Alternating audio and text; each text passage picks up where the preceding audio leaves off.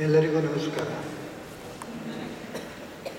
ಸ್ವಲ್ಪ ಭಯದಿಂದಲೇ ಬಂದು ನಿಮ್ಮ ಎದುರಿಗೆ ನಿಂತಿದ್ದೀನಿ. ಯಾಕೆಂತಂದರೆ ಇಷ್ಟುವರೆಗೆ ಮಾತಾಡಿದವರೆಲ್ಲ ತುಂಬ ವಿದ್ವಾಂಸರು, ನನಗಿಂತ ತಿಳುವಳಿಕೆ ಇದ್ದರು.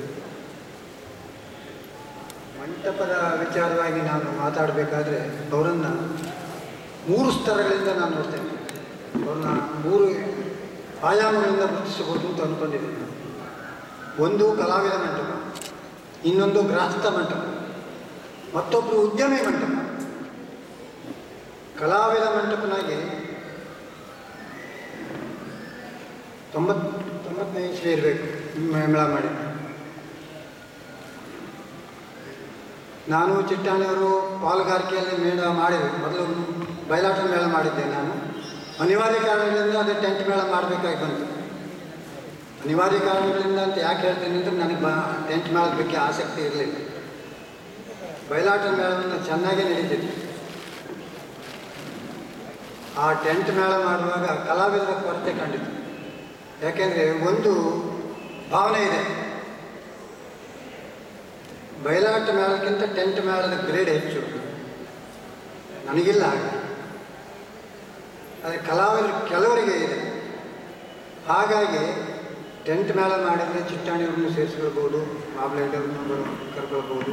ಮಂಟಪದವ್ರನ್ನ ಕಷ್ಟ, ಆದರೂ ಬಂದರೆ ಭಾಳ ಒಳ್ಳೆಯದಂತೆ. ಸರಿ, ಮಾಬ್ಲೈಡವರು ಭಾಳ ಕಷ್ಟದಿಂದ ಬರ್ತೇನೆ ಅಂತಂದರು. ಮಂಟಪದವ್ರನ್ನ ಕರೀಲಿಕ್ಕೆ ಬೆಂಗಳೂರಿಗೆ ಹೋದೆ ನಾನು.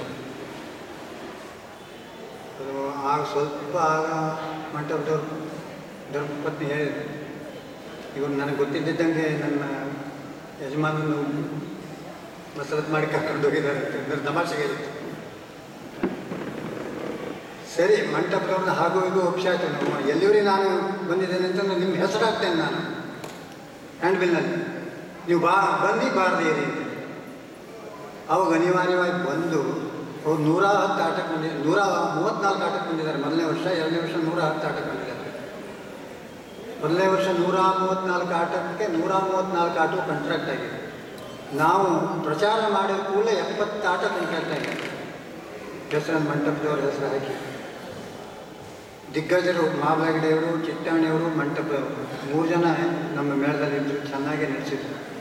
ಮಂಟಪದವರು ವಿಶ್ವಾಮಿತ್ರ ಮೇನಕೆ ಆಗಿರ್ಬೋದು, ಬಸಮಾಸುರ ಮೋಹಿನಿ ಆಗಿರ್ಬೋದು, ಅಥವಾ ಅಂಬೆ ಆಗಿರ್ಬೋದು, ಅಥವಾ ಸುಭದ್ರ ಕಲ್ಯಾಣ ಸುಭದ್ರ ಆಗಿರ್ಬೋದು.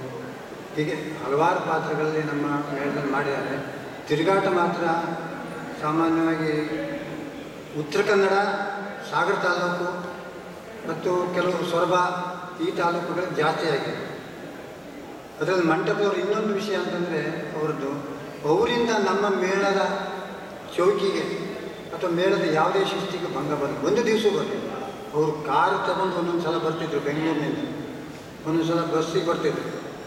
ಬಂದು ಇಲ್ಲಿ ನಿಮಗೆಲ್ಲರಿಗೂ ಗೊತ್ತಿತ್ತು ವಿಚಾರ, ಮಂಟಪ ಯಕ್ಷಗಾನಕ್ಕಾಗಿ 1 ಪೈಸೆನೂ ತಗೊಳ್ತೀವಿ. ಹಾಗಾಗಿ ನಮಗೂ ಕೂಡ ಅವರು ಖರ್ಚನ್ನು ಕೊಡಲಿಲ್ಲ. ಅವರಿಂದ ಯಾವುದೇ ಖರ್ಚು ಇರಲಿಲ್ಲ. ಹಾಗಾಗಿ ಮಂಟಪದವರು ನನ್ನ ಮೇಲೆ ತುಂಬ ಇತ್ತು. ಅವರನ್ನು ನಾನು ಈ ಜನ್ಮದಲ್ಲಿ ತೀರಿಸ್ಲಿಕ್ಕೆ ಸಾಧ್ಯವಿಲ್ಲ. ಮಾತಿನ ಮುಖಾಂತರ ಕೆಲವೊಂದು ಅರ್ಪಣೆ ಅವ್ರಿಗೆ ಮಾಡ್ಬೋದು. ಸಂದಾಯ ಆಗೋದಾದರೆ ಅವ್ರು ತೀರಿಸ್ಕೊಳ್ಬೋದು. ಮತ್ತೊಂದೇನು ಅಂತಂದರೆ, ಕಲಾವಿದನಾಗಿ ಮಂಟಪವನ್ನು ನಾನು ಭಾಳ ನೋಡಿದ್ದೇನೆ. 134 ಒಟ್ಟು 300-400 ಆಟಗಳನ್ನು ನೋಡಿದ್ದೇನೆ ನಮ್ಮ ಮೇಳದಲ್ಲಿ. ಅದಲ್ಲದೆ ಹೊರಗೂ ನಾನು ಭಾಳ ನೋಡಿದ್ದೇನೆ. ಬಿಡಿ, ಅವ್ರ ಕೈಕೇನು ಮೊದಲು ನೋಡಿದ್ದು ಸಾಗರದಲ್ಲಿ, ಅಂದರೆ 72ನೇ ಇಸ್ವಿ 73ನೇ ಇಸ್ವಿ. ಆಗಲೇ ನಾನು ಮೆಚ್ಚಿದ್ದೇನೆ. ನಾನು ಇದು ಭಾಳಷ್ಟು ವಿವರಣೆ ಕೊಡಲಿಕ್ಕೆ ನಾನು ವಿದ್ವಾಂಸ ಅಲ್ಲ, ಅದನ್ನು ವಿಶ್ಲೇಷಣೆ ಮಾಡಲಿಕ್ಕೆ ಹೋಗೋದಿಲ್ಲ. ಇದು ಸರಿಯೋ ಅದು ಸರಿಯೋ ಅಂತೇಳಿ ಒಂದು ವಿಚಾರ ಮಾತ್ರ ಹೇಳಲಿಕ್ಕೆ ನನಗೆ ಹೆಮ್ಮೆ ಅಲ್ಲ, ಸಂತೋಷ ಅನ್ನಿಸ್ತದೆ. ಹೆಮ್ಮೆ ಅಂದರೆ ಸ್ವಲ್ಪ ಅಹಂಕಾರಕ್ಕೆ ತಿರ್ಬೋದು. ಸಂತೋಷ ಯಾಕೆ ಅನ್ನಿಸ್ತದೆ ಅಂತಂದರೆ, ಈ ಮೇಳಗಳೆಲ್ಲ ಕ್ಲೋಸ್ ಆದಮೇಲೆ 3 ತಿರುಗಾಟ ಆದಮೇಲೆ 4ನೇ ತಿರುಗಾಟಕ್ಕೆ ಬಚ್ಕಾರ ಮೇಳ ಬಂದು ಅದು ಯಾಕೋ ಬಂದಾಗಿಬಿಡಿ, ಅದರ ವಿಷಯ ಬೇಡ. ಆಮೇಲೆ ಒಂದು 4-6 ವರ್ಷ ನಾನು ಸುಮ್ಮನಿದ್ದೆ. ಆಮೇಲೆ ಸಂಕಲನ ಬಚ್ಕಾರ ಅನ್ನೋ ಒಂದು ಹೊಸ ಸಂಘಟನೆಯನ್ನು ಹುಟ್ಟುಹಾಕಿದಾಗ ಮೊಟ್ಟ ಮೊದಲು ಬಂದವರು ಗಣೇಶ್ ಮತ್ತು ಖ್ಯಾತ ಕಲಾವಿದ, ಅಂತಾರಾಷ್ಟ್ರೀಯ ಕಲಾವಿದ ಅಭಿನವ ರವಿವರ್ಮ ಅಂತ ಹೆಸರು ತಗೊಂಡವರು BKS ಅವರು ಬಂದಿದ್ದರು. ಕಾವ್ಯಚಿತ್ರ ಅಂತ ಅವರು ಮಾಡ್ತಾಯಿದ್ರು. ಮೊದಲನೇ ವರ್ಷ ಕಾವ್ಯಚಿತ್ರ ಮಾಡಿತು. ನಾನೇನಾದ್ರು ಪುರಾಣ ಹೇಳ್ತಿದ್ದೇನೆ ಅಂತ ನಿಮಗೆ ಏನಾದ್ರು ಬೇಸರ ಆದರೆ ನನಗೆ ಹೇಳಿಬಿಡಿ, ನಾನು ಅದನ್ನು ಮೊಟ್ಟೆ ಮಾಡ್ತೇನೆ. ದಯವಿಟ್ಟು ಯಾಕೆ ಹೇಳ್ತಾ ಇದ್ದೇನೆ ಅಂತಂದರೆ ಸ್ವಲ್ಪ ನನಗೆ ಕೆಲವು ಸಂಗತಿಗಳನ್ನು ಒಂದು ಪ್ರಸ್ತುತಪಡಿಸಬೇಕಾಗಿದೆ.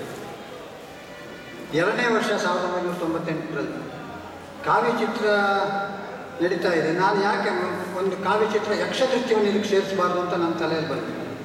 ಆವಾಗ ನನಗೆ ಕಂಡಿದ್ದು ಮಂಟಪ.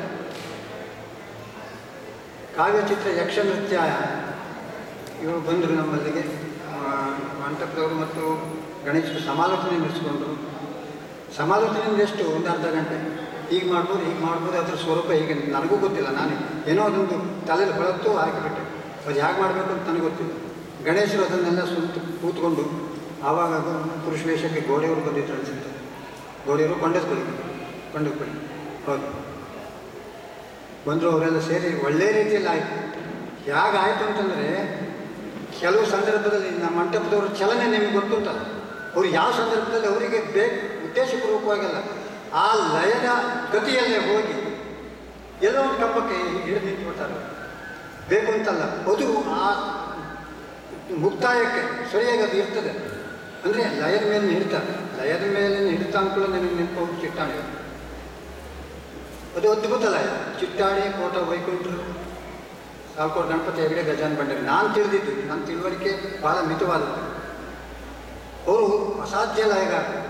ಅವರಿಗೆ ಸರಿಸಾಗಿ ಮಂಟಪದವರು ಆ ರೀತಿಯ ಒಂದು ಚಲನೆ ಇತ್ತು ಅವರು ರಂಗದಲ್ಲಿ. ನಾನು ಅದು ಸರಿ ಇದು ತಪ್ಪು ಅಂತ ಹೇಳಲಿಕ್ಕೆ ನಾನು ಅಷ್ಟು ಆಳವಾದ ವಿಚಾರ ಮಾಡೋಷ್ಟು ವಿದ್ವಾಂಸ ನಾನು ಮೇಲ್ಮೈ ನೋಡೋದನ್ನು ನಾನು ಹೇಳ್ತೇನೆ. ನನ್ನ ವಿಷಯ ಇರೋದೇ ಬರೀ ತಿರುಗಾಟದ ಬಗ್ಗೆ. ಹಾಗೆ ಅವರ ರಂಗಚಲನೆ ಅಷ್ಟು ವೈವಿಧ್ಯತೆಯನ್ನು ಕೊಡ್ತಿತ್ತು. ನಮ್ಮಲ್ಲಿ ಒಬ್ಬರು ಆ ಹವ್ಯಾಸಿ ರಂಗನಟ ಇದ್ದರು, ಅವರೀಗ ದಿವಂಗತರಾಗಿದ್ದಾರೆ, ರಾಮದಾಸ್ ಅಂತೇಳಿ. ಅವರು ನಮ್ಮ ಆಟಕ್ಕೆ ಪ್ರತಿನಿತ್ಯ ಬರ್ತಿದ್ರು. ಎಲ್ಲೇ ಆಟ ಆಗಲಿ, ಸುತ್ತಮುತ್ತ 10 ಕಿಲೋಮೀಟ್ರ್ 15 ಕಿಲೋಮೀಟ್ರ್ ಆಟ ಆದರೂ ಬರ್ತಿದ್ರು. ಅವರು ಒಂದು ದಿವಸ ಸತ್ತಾಂಬಟ್ಟು ನೋಡಿ, ಆ ಮಂಟಪ ಗೊತ್ತಿದ್ದೋ ಗೊತ್ತಿಲ್ಲದೆಯೋ ಆ ದುಃಖ ರಸದಲ್ಲಿ ಮತ್ತು ಕೆಲವೊಮ್ಮೆ ಆ ಉದ್ವೇಗದಲ್ಲಿ ಅವರು ಗಲ್ಲ ನೋಡಿ ಕಂಪಿಸ್ತದೆ. ನೀವು ನಾನು ಆಲೋಚನೆ ಮಾಡಿರಲಿಲ್ಲ. ಕಡೆಗೆ ಭಾಳಷ್ಟು ಪ್ರದರ್ಶನ ಎದುರು ಕೂತು ನೋಡಿದೆ. ಹೌದು, ಅದು ಅವರಿಗೂ ಗೊತ್ತಿದೆಯೋ ಇಲ್ಲ. ಆ ಒಂದು ಭಾವನೆಗಳನ್ನು ಆ ಭಾವಸ್ಫುರಣ ಇದೆಯಲ್ಲ, ಆ ಹೊತ್ತಿಗೆ ಅವರಿಗೆ ಹಾಗಾಗ್ತಿತ್ತು. ಇನ್ನು ಮಂಟಪದವ್ರ ಶೈಲಿ ಬಗ್ಗೆ ನನಗೆ ಗೊತ್ತಿದ್ದಾಗ ಹೇಳೋದಾದರೆ, ಹಿಂದೂಸ್ತಾನಿ ಸಂಗೀತಗಾರರಲ್ಲಿ ಘರಾಣೆ ಇದೆ. ಅದು ಗ್ವಾಲಿಯರ್ ಘರಾಣೆ ಇರ್ಬೋದು, ಕಿರಾಣ ಹರಿಯಾಣ ಘರಾಣೆ ಇರ್ಬೋದು, ಅಥವಾ ಬನಾರಸ್ ಘರಾಣೆ ಇರ್ಬೋದು, ಆಗ್ರಾ ಇರ್ಬೋದು. ಆ ಶಾಸ್ತ್ರ ಎಲ್ಲ ಒಂದೇ. ಅವರು ಮಾಲಕಂಸ ಆಡೋರು ಸಗಮದ ನಿಸ್ಸಾಸನಿದ ಪಗಸನೆ ಅವರು ಹೇಳೋದು, ಬೇರೆ ಏನೂ ಅಲ್ಲ. ಆದರೆ ಶೈಲಿ ಅವರದ್ದೇ ಆದಂಥ ಪ್ರತ್ಯೇಕ ವೈವಿಧ್ಯತೆ ಇರ್ತದೆ. ಇದು ಮಂಟಪದವ್ರದ್ದು ಹಾಗೆ ನಾನು ತಿಳ್ಕೊಂಡಿದ್ದು. ಅದು ವಿಚಾರವಂತರು ಬೇರೆ ಬೇರೆ ಅರ್ಥ ಕೊಡ್ಬೋದು. ನಾನು ತಿಳ್ಕೊಂಡು ಅವರೊಂದು ಶೈಲಿಯನ್ನು ಹುಟ್ಟು ಹಾಕಿದ್ದಾರೆ, ತಪ್ಪೇನಿಲ್ಲ ಅಂತ ಅನಿಸ್ತದೆ ನನಗೆ. ಹಾಗೆ ಅವರು 3 ವರ್ಷಗಳ ಕಾಲ ನಮ್ಮ ಒಡನಾಟ ಅಷ್ಟು ಚೆನ್ನಾಗಿತ್ತು. ಮತ್ತು ಅವ್ರು ಎಷ್ಟು ಸರಳವಾಗಿದ್ರು ಅಂತಂದರೆ, ಒಂದು ಉದಾಹರಣೆ ಹೇಳ್ತೇನೆ. ಒಂದು ಸ್ವಲ್ಪ ದಿವಸ ಬೆಳಗ್ಗೆ ಗಂಜಿ ಊಟ ಮಾಡಿದ್ವಿ ನಾವು. ಗಂಜಿ ಊಟ ಮಾಡುವಾಗ ಗಂಜಿ ಮಾಡೋದು ತಡ ಆಗ್ತದೆ. ಮೊದಲು ಮೆಥಡವರು ಬೇಗ ಹೋಗಬೇಕಾಗ್ತದೆ ಕಲಾವಿದರು. ನಾವೆಲ್ಲ ಸೇರಿ ಮಂಟಪದವರ ಆದೇಶ ಅಂತ ಹೇಳ್ಬೋದು, ಅಂದರೆ ಅಷ್ಟು ಪ್ರೀತಿಯಿಂದ ನಾವು ಅವ್ರನ್ನ ಪಾಲಿಸ್ತೀವಿ. ಲಾರಿ ಮೇಲೆ ಹತ್ತಿ ಕೂತು ಗಂಜಿ ಊಟ ಮಾಡಿ ತಡ ಮೇಲೆ ಹತ್ತಿ ಕೂತು ನಾವು ಹೋಗಿದ್ದೇವೆ. ಅಷ್ಟು ಸರಳ. ಹಾಗಾಗಿ ನಾನು ಹೇಳ್ತಾ ಇರೋದು, ಅವರಿಂದ ನಮ್ಮ ಮೇಳದ ವ್ಯವಹಾರಕ್ಕೆ, ಚೌಕಿಗಾಗಲಿ ರಂಗಸ್ಥಳಕ್ಕಾಗಲಿ ಒಂದು ಸೆಕೆಂಡಿನ ವ್ಯತ್ಯಾಸ ಆಗಲಿಲ್ಲ, ಅವ್ರಿಗೆ ತೊಂದರೆ ಆಗಲಿಲ್ಲ. ಇದು ಕಲಾವಿದ ಮಂಟಪ. ಇನ್ನು ಗೃಹಸ್ಥ ಮಂಟಪ ನಾನು ಹತ್ತಿರದಿಂದ ಬಲ್ಲೆ. ಗೃಹಸ್ಥ ಮಂಟಪ ಅಂದರೆ ಹೇಗೆ ಅಂತಂದರೆ, ಅವರು ಓಹೋ ಬರಬೇಕು, ಬಡವರ ಮನೆಗೆ ಭಾಗೀರ್ತಿ ಬಂದ ಹಾಗಾಯಿತು, ಈ ಥರ ಆಡಂಬರ ಇಲ್ಲ. ಅವರು ಆತ್ಮೀಯತೆ ಇದೆ. ಅವರೊಂದು ಮುಗಳನ್ನ ತೋರಿಸ್ದೆ, ನಾವು ಬನ್ನಿ ಕೂತ್ಕೊಳ್ಳಿ. ಮಂಗಳ ಸತ್ಯನಾರಾಯಣ ಭಟ್ರು ಬಂದಿದ್ದಾರೆ, ಊಟಕ್ಕಾಯ್ತಾ? ಇದು ಊಟಕ್ಕೆ ಹೇಳಿದ್ದು ಬೇಗ ಹೇಳೋದಿಲ್ಲ ಅವರು. ಊಟಕ್ಕಾಯ್ತಾ ನೋಡು, ಬಟ್ಲು ಬೇತು ಅಂತ ಯಾಕೆ ಹೇಳಿದ್ರೆ ನಾನು ಕೋಟಲ್ ಭಾಷೆಯಲ್ಲಿ ಬಟ್ಲು ಬೇತು. ಸರಿ, ನಾವು ಹೋದ್ರಾಯ್ತು, ಊಟಕ್ಕೆ ಕೂತ್ಕೊಂಡ್ರೆ. ಯಾಕಂದರೆ ಅವರಿಂದ ಒತ್ತಾಯ ಮಾಡಿಸ್ಕೊಳ್ಳೋ ಪ್ರಮೇಯ ನಮ್ಗೆ ಬರೋದಿಲ್ಲ. ಯಾಕಂದರೆ ಆ ಆತ್ಮೀಯತೆ ಆಗಿರ್ತಿಲ್ಲ. ನಮ್ಮ ಅದು ಅಂತಃಸಂವಹನ ಒಳಗಿನ ಒಳಗೆ ಬರುವಂಥದ್ದು. ಹಾಗೆ ಅವರು ಗೃಹಸ್ಥಾಶ್ರಮದಲ್ಲಿ ಮಕ್ಕಳಿಗೆ ಚೆನ್ನಾಗಿ ಓದಿಸಿದ್ರು. ಚೆನ್ನಾಗಿ ಅವರ ಎರಡೂ ಜನ ಹೆಣ್ಣುಮಕ್ಕಳು ಕೂಡ ಒಳ್ಳೆಯ ಉದ್ಯೋಗದಲ್ಲಿದ್ದಾರೆ, ಒಳ್ಳೆಯ ಅಳಿಯಂದ್ರು ಸಿಕ್ಕಿದ್ದಾರೆ. ಅದರಲ್ಲೂ ಅವರು ಯಶಸ್ವಿಯಾಗಿದ್ದಾರೆ. ಕಲಾವಿದ ಮಂಟಪನೂ ಯಶಸ್ವಿಯಾಗಿದ್ದಾರೆ, ರಾಷ್ಟ್ರ ಮಂಟಪನೂ ಯಶಸ್ವಿಯಾಗಿದೆ. ಇನ್ನು ಉದ್ಯಮಿ ಮಂಟಪ, ನೀವು ಮಂಟಪ ಐಸ್ ಕ್ರೀಮ್ ಎಲ್ಲರಿಗೂ ಬೆಂಗಳೂರಿನಲ್ಲಿರುವವರಿಗೂ ಗೊತ್ತು, ಕೋಟ್ರ ಇಲ್ಲಿದ್ದವರಿಗೂ ಗೊತ್ತು. ಅದರಲ್ಲೂ ಅವರು ಯಶಸ್ವಿಯಾಗಿದ್ದಾರೆ. ಯಾಕೆಂದರೆ ನಾನು ಭಾಳಷ್ಟು ಸಲ ಅವ್ರ ಅಂಗಡಿಯಲ್ಲಿ ಐಸ್ ಕ್ರೀಮ್ ತಿಂತಿದ್ದೀನಿ. ಅವ್ರು 2 ಅಂಗಡಿ ಇತ್ತು, ಬಸವೇಶ್ವರ ನಗರ ಮತ್ತು ಮೆಜೆಸ್ಟಿಕ್. ಅಲ್ಲೂ ಕೂಡ ಅವರು ಯಶಸ್ವಿ ಹೊಂದಿದ್ದಾರೆ. ಹೀಗಾಗಿ ಅವರನ್ನು ಭಾಳಷ್ಟು ವಿಸ್ತಾರ ಮಾಡಿ ಹೇಳಲಿಕ್ಕೆ ಹೋಗಲಿಲ್ಲ. ಅವರು ಅಳಿಯ ವಿನಯ, ಅವರು ಕೂಡ ಅಂತಾರಾಷ್ಟ್ರೀಯ ಕಲಾವಿದ. ಅವ್ರ ಉದ್ಯೋಗ ಯಾವುದು ನಾನು ಸರಿ ಹೇಳಲಿಕ್ಕೆ ಬರೋದಿಲ್ಲ, ಅದೇನೋ ಇಂಗ್ಲೀಷ್ನಲ್ಲಿ ಉಂಟು, ನನಗೆ ಗೊತ್ತಾಗೋದಿಲ್ಲ. ಆದರೆ ಅವರು ಬಹುಮುಖ ವ್ಯಕ್ತಿತ್ವ. ಅವರು ಅಂತಾರಾಷ್ಟ್ರೀಯ ಕಲಾವಿದ. ನಮ್ಮ ಊರಿನಲ್ಲೇ ಈಗ 2-3 ವರ್ಷದಿಂದ ಬಂದು ಅವರು ಬೆಳಕಿನಲ್ಲಿ ನೆರಳಿನ ಆಟ ಅಂತ, ಕತ್ತಲೆಯಲ್ಲಿ ಬೆಳಕಿನ ಚಿತ್ತಾರ ಅದು ಮಾಡಿ ಹೋಗಿದ್ದಾರೆ. ಆ ವಿನಯ ಅಂದರೆ ವಿನಯ, ಅವ್ರ ಹೆಸರು ಹೇಗೋ ಅವ್ರ ವ್ಯಕ್ತಿತ್ವ ಹಾಗೆ, ಅವ್ರ ನಡತೆಯೂ ಹಾಗೆ. ಅಂಥ ಅಳಿಯಂದ್ರಿಂದ ಪಡ್ಕೊಂಡಿದ್ದಾರೆ, ಅಂಥ ಒಳ್ಳೆಯ ಮಕ್ಕಳನ್ನು ಪಡ್ಕೊಂಡಿದ್ದಾರೆ. ಇದಿಷ್ಟು ಹೇಳಿಯೂ ನಾನು ಮತ್ತೊಬ್ಬರಿಗೆ ಕೃತಜ್ಞತೆ ಸಲ್ಲಿಸಿದರೆ ಅದು ತಪ್ಪಾಗ್ತದೆ. ಎಲ್ಲ ಮನುಷ್ಯನ ಯಶಸ್ಸಿನ ಹಿಂದೆ ಒಬ್ಬ ಹೆಣ್ಣು ಇರ್ತಾಳೆ ಅಂತ ಒಂದು ಸುಭಾಷಿತ ಇದೆ, ಸುಭಾಷಿತ ಇರಬೇಕು ಇದೆ. ಹಾಗೆ ಮಂಟಪದವರ ಯಶಸ್ಸಿನ ಹಿಂದೆ ಒಬ್ಬರಿದ್ದಾರೆ, ಮಂಗಳ, ಅವ್ರ ಧರ್ಮಪತ್ನಿ. ಅವರು ಎಲ್ಲರೂ ಉತ್ಥಾಲಕನ ಹೆಂಡತಿಯಾಗಿದ್ದರು. ಈ ಮಂಟಪ ಇಲ್ಲಿಗೆ ಬರ್ತಾನೆ ಇರಲಿಲ್ಲ, ಅವರಿಗೆ ಸನ್ಮಾನವೂ ಇರಲಿಲ್ಲ, ವೇದಿಕೆ ಯಕ್ಷಗಾನವೂ ಇರಲಿಲ್ಲ, ಏಕವ್ಯಕ್ತಿ ಇರಲಿಲ್ಲ. ಇನ್ನು ಏಕವ್ಯಕ್ತಿ ಒಂದು ಮಾತು ಮಾಡ್ತೀನಿ, ಏಕವ್ಯಕ್ತಿ ಯಕ್ಷಗಾನ ನಾನು ಮೆಚ್ಚಿದವ ಅಂದರೆ ಮಂಟಪದವರು ಇದು ಹೌದಾ ಅಂದರೆ ನನಗೆ ಸಂತೋಷ ಯಾಕಾಗ್ತದೆ ಅಂದರೆ, ಹೆಮ್ಮೆ ಅಲ್ಲ ಅಂತ ಆಗ ಹೇಳಿದ್ದು. ಯಾಕೆ ಅಂದರೆ ಮಂಟಪದವರ ಭಾಮಿನಿ ಪ್ರಾರಂಭ ಆಗಿದ್ದು ರಂಗತಾಲೇಮೋ ಇವರ ಮೊದಲಿನ ಹಿಂದಿನ ಭಾವಿ ಬೀಗರ ಮನೆಯಲ್ಲಿ ಬೈರಂಬೆ ಆಗ ರಂಗತಾಲೇಮಲ್ಲಿ ನಡೆದಿತ್ತು. ಮಾರನೇ ಪ್ರದರ್ಶನ ನಮ್ಮಲ್ಲಿ ನಡೆದಿತ್ತು, ಬಚ್ಚಗಾರ ರಂಗ ಸಂಕಲನದಲ್ಲಿ. ಹಾಗಾಗಿ ನನಗೆ ಸಂತೋಷ ಆಗ್ತದೆ ಅಂತ ಹೇಳಿದ್ದು. ಮಂಟಪ ಆಗ ಯಕ್ಷನೃತ್ಯ ನಡೆದಿದ್ದರೆ ಬಹುಶಃ ಗಣೇಶರು ಪರಿಚಯ ಆಗೋದು ಇನ್ನೂ ತಡ ಆಗ್ತಿತ್ತೋ ಏನೋ, ಬೇರೆ ಯಾವ್ದಾದ್ರು ಕಾರಣದಿಂದ ಹಾಕಿತ್ತು, ಅದು ದೇವ್ರ ಸಂಕಲ್ಪ ಕಡೆ. ಹೀಗೆ 3 ಸ್ತರಗಳಲ್ಲಿ ಮಂಟಪದವರು ಗೆದ್ದಿದ್ದಾರೆ, ಅವರು ಯಶಸ್ಸನ್ನು ಹೊಂದಿದ್ದಾರೆ. ಇನ್ನೊಂದು ಸಣ್ಣ ಸ್ಥಳ ಉಂಟು, ಅದು ಏನಂತಂದರೆ ಯೋಗಾಭ್ಯಾಸ. ಅದು ನಾನು ಅದು ಅವರ ತಂದೆಯಿಂದ ಬಂದಿದೆ. ತಂದೆ ಚಂದ್ರಶೇಖರ ಉಪಾಧ್ಯಾಯರು, ಅವರು ಈಗ 90 ಹತ್ರ ಬಂದಿರ್ಬೋದೇನೋ, ಇಲ್ಲವಾ? 95 ಆಯ್ತಾ? ಹಾಂ, ಅವ್ರು 4 ಗಂಟೆಗೆ ತೋರ್ತಿದ್ರು.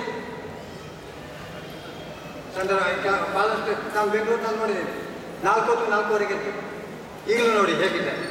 ಅವರಿಂದ ಬಂದಿದ್ದು ಇರ್ಬೋದು. ಹಾಗಾಗಿ ಮಂಟಪದವರು ದಿವಸ 4:15 ಗಂಟೆಗೆ ವಾಕಿಂಗ್ ಮಾಡಿದ್ದು ನಾನು ನೋಡಿದ್ದೀನಿ. ಅವ್ರ ಜೊತೆಗೆ ವಾಕಿಂಗಿಗೆ ಹೋಗಿದ್ದೇನೆ ನಾನು. ಅವು 4:15 ಎದ್ಕೊಂಡು ಇನ್ನು ಇದ್ರ ಕೆಲಸ ಉಂಟು ಅವರಿಗೆ, ಐಸ್ ಕ್ರೀಮ್ ತಯಾರು ಮಾಡುವುದು, ಅದನ್ನು ಮಾಡ್ತಿದ್ರು. ಇನ್ನು ಅವರ ಉದ್ಯಮದಲ್ಲಿ ಅವರು ಹೇಗೆ ಎಷ್ಟು ಶಿಸ್ತನ್ನು ಕಾಪಿಟ್ಕೊಂಡಿದ್ದಾರೆ ಅಂತಂದರೆ, ಯಾರಿಗೂ ಅವರು ಗದರಿಸೋದಿಲ್ಲ, ಯಾರನ್ನು ಬೈಯೋದಿಲ್ಲ. ಆದರೆ ಎಲ್ಲರೂ ಅವರು ಶಿಸ್ತು, ಅವ್ರನ್ನ ಕಂಡುಕೊಳ್ಳಿ ಹೆದರ್ಕೊಂಡಲ್ಲ, ಭಯದಿಂದ ಅಲ್ಲ, ಗೌರವದಿಂದ ನಡ್ಕೊಳ್ತಾರೆ. ದೇವರಾಜ ಅಂತ ಒಬ್ಬನಿದ್ದಾನೆ, ಈಗ ಬಿಡಿ ನಗಬೇಡಿ, ಯಾಕೆಂತಂದರೆ ನಾನು ಇದು ವಿಚಾರ ಹೇಳ್ತಾ ಇದ್ದೇನೆ. ಈಗಲೂ ನಾನು ನೋಡ್ತಾ ಇದ್ದೆ, ಆ ದೇವರಾಜ ಎಷ್ಟು 30 ವರ್ಷ ಆಯ್ತಾ ಬಂದು, 30 ವರ್ಷದ ಹಿಂದೆ ಬಂದಿದ್ದ ಹುಡುಗ, ಅವನು ಇವತ್ತು ಮ್ಯಾನೇಜರ್ ಆಗಿದ್ದಾನೆ. ಇವರು ಇಲ್ಲದೇ ಇದ್ದಲ್ಲಿ ಈಗ ಗಂಡ ಹೆಂಡತಿ ಇಬ್ಬರು ಬಂದಿದ್ದಾರೆ, ಅವನು ಮ್ಯಾನೇಜ್ ಮಾಡ್ತಾನೆ. ಈ ಮಂಟಪದವರು ಎಷ್ಟು ಧಾರಾಳಿ ಅಂತಂದರೆ, ಹೊಗಳ್ತೇನೆ ಅಂತಲ್ಲ, ದಯವಿಟ್ಟು ಇದು ಮುಖಸ್ತುತಿ ಅಲ್ಲ. ಬಹುಶಃ ನನಗೆ ಗೊತ್ತಿದ್ದಂಗೆ ಅವನಿಗೊಂದು ಪ್ರತ್ಯೇಕ ಮನೆಯನ್ನೇ ಕೊಂಡು ಕೊಟ್ಟಿದ್ದಾರೆ ಅಲ್ವಾ? ಹೌದಾ ಅಲ್ವಾ ಹೇಳಿ? ಅಂಥ ಮಂಟಪ ನಾವು ಇವತ್ತು ನಮ್ಮ ಎದುರಿಗೆ ಕೂತಿದ್ದೇವೆ. ಅವ್ರನ್ನ ನಾವು ಅವ್ರ ಹತ್ರ ಇದ್ದಾರೆ, ನಮ್ಗೆ ಆತ್ಮೀಯರಾಗಿದ್ದಾರೆ. ಅವ್ರನ್ನ ನೀವು ಗೌರವಿಸ್ತಾ ಇದ್ದೀರಿ, ನನಗೆ ಅವಕಾಶ ಕೊಟ್ಟಿದ್ದೀರಿ. ಅದಕ್ಕಾಗಿ ನಿಮ್ಮೆಲ್ಲರಿಗೂ ಒಂದು